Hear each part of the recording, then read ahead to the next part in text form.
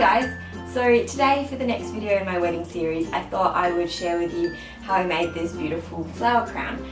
I had originally intended for it to be something that I was going to wear for my wedding, but it came out a little bit bigger than what I was expecting. I just kept adding more and more flowers to it. So I won't be wearing it for the actual wedding day, but I'm sure I'll find somewhere else to wear it. I think it's just a fun accessory to have, particularly for spring and summer. I want to start out by saying though that I'm not an expert by any means at making flower crowns. I'm sure there are much more professional ways of doing it in terms of like wiring the flowers and everything like that, but this is how I did it. So hopefully it's helpful, and I would love to see if you make one. Definitely tag me on Instagram, I'll link that below and I'll come and have a look at them. Before I get started into the video though, I just wanted to quickly mention when I was editing it all together, I realised I didn't actually film how I attached the like the greenery or the flowers to the actual crown. It's quite self-explanatory, but I thought I would talk you through it just really quickly now.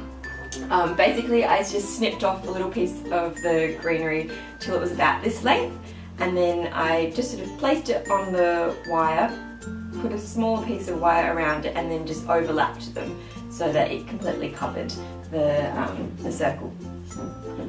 And now someone's doing repairs. Can you hear that? Anyway. So yeah, just that little bit. There is an accompanying blog post that goes along with this video, so if you'd like to see everything written out step by step with photos, you can check that out as well. That will just be linked down below. Okay, so let's actually get into the video now. So to make your flower crown you'll need florist wire, florist tape, flowers, real or artificial in my case, some greenery of some kind, and some wire cutters. Start off by creating a circle with the wire that fits nicely on your head. I was using quite a fine wire, so I twisted a few pieces together to give it a little added thickness and strength, and I then used the floral tape to wrap it all around the wire so I had a neat base to work with. Then you'll want to position the greenery and start wiring it piece by piece onto the crown, overlapping as you go so that the base of the crown is fully covered. It's time to start wiring the flowers. This is where I kind of just made it up as I went along, so this is by no means the most accurate way of doing it. So these ones didn't really have any stems that I could actually wrap it around, so I don't know if this is the right way to do it, but what I did was I got a piece of wire and just folded it in half, like that.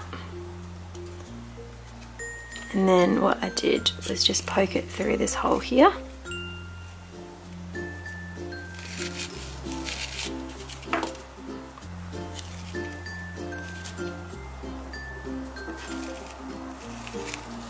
Until it's sort of poked up, and then just pulled it back a little bit.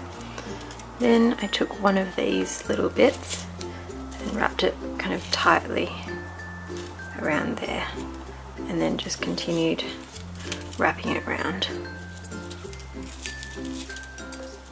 until you sort of twist it around.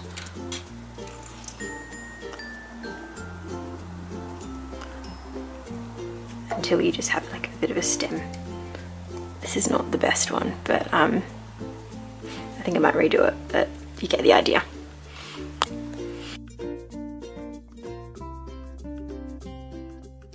Now comes the fun part of positioning your flowers and wiring them to the crown. For me, there was definitely a bit of trial and error in this process. As you can see here, I ended up with a big lump of flowers that I then had to take apart and redo. Make sure to keep placing the crown on your head and checking in the mirror as you go, because the crown looks really different once you actually have it on your head. This is particularly important if you're using bigger flowers, as you want to make sure you're orientating them the correct way. It's also a good way to check that the wires are really reasonably well hidden once you've actually got it on your head. And that's how I made my flower crown.